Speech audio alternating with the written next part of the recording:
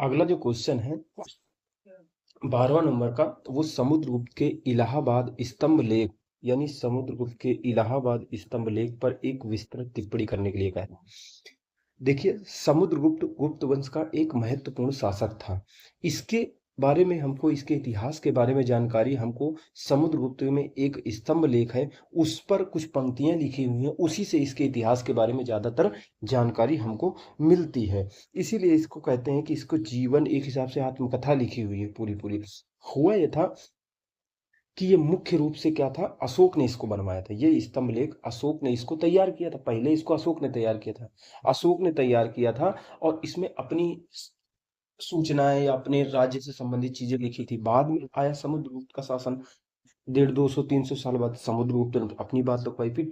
फिर कई किसने लिखवाया, फिर शायद ये संभवतः कहा जाता है कि अकबर के समय में जहांगीर इसको इलाहाबाद के किले में ले गया था, उसने अपनी चीजें लिखवा दी, और कई अभिलेख भी परवर्ती काल में इस पे लिखे गए हैं। तो उसी के बारे में, तो जो समुद्रगुप्त के समय में जो विशेषताएं इसमें लिखी गई हैं, उससे उसका समुद्रगुप्त का इतिहास पता चलता है। तो समुद्रगुप्त के समय में इसकी रचना किसने की थी, इसकी रचना हरिसेन ने की थी, जो उसका संघ विग्रहिक सचिव था, उसका दरबारी कवि था, उसने तैयार किया था। ये चंपू शैली में लिखा हुआ है, यानी कि ऊपर की कुछ पंक्तियां इसमें पद्यात्मक शैली में लिखी हुई है, नीचे की गद्यात्मक शैली में लिखी हुई है। पद्यात्मक शैली का मतलब होता है कविता की शैली में कवि जैसे कविता करता है ना, वैसे लिखे हुए। नीचे वाली जो है वो लेख लिखा गया। कुल 33 इसमें पंक्तियां हैं। इसकी भाषा संस्कृत है, विशुद्ध संस्कृत भाषा है, जो कह सकते हैं कि उस समय डेवलप हो रही थी।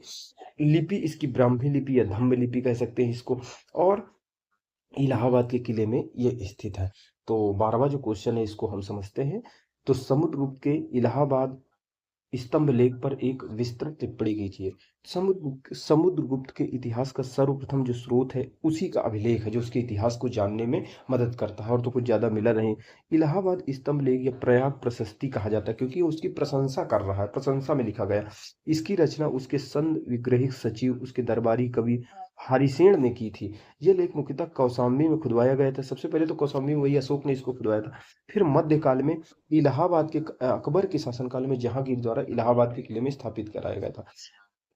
प्रयाग स्तंभ लेख पर समुद्रगुप्त के लेख के अतिरिक्त अशोक के 6 मुख्य लेख, जहांगीर का एक लेख, रानी का अभिलेख, कोई रानी होगी उसका, परवर्ती काल का एक देवनागरी लेख भी उत्कीर्ण मिलता है। प्रयाग प्रशस्ति के प्रारंभ में अशोक का, यानी प्रारंभ में, क्योंकि उसने बनवाया तो प्रारंभ में अशोक का लेख मिलता है।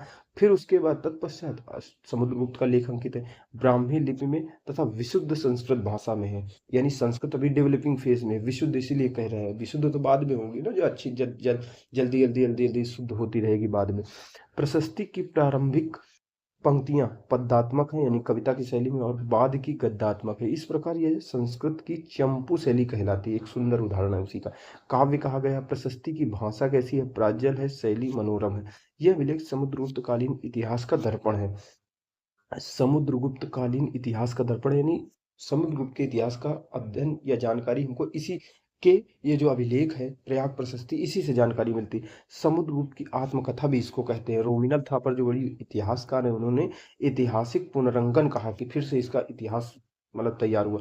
प्रशस्ति न कोई तिथि दी गई है, यानी कोई डेट नहीं दी गई, न इसमें अश्वमेध यज्ञ की जानकारी मिलती है। कई धार्मिक ग्रंथ लिख दिए गए उसमें, और बाद में कहा गया उसने ये अश्वमेध यज्ञ करवाया था, ये यज्ञ करवाया गया था, लेकिन रियल में जो उसका इतिहास जानने का जो प्राइमरी सोर्स है, प्राथमिक, उसमें कहीं कोई इस तरह की चीजों की बात नहीं आई है।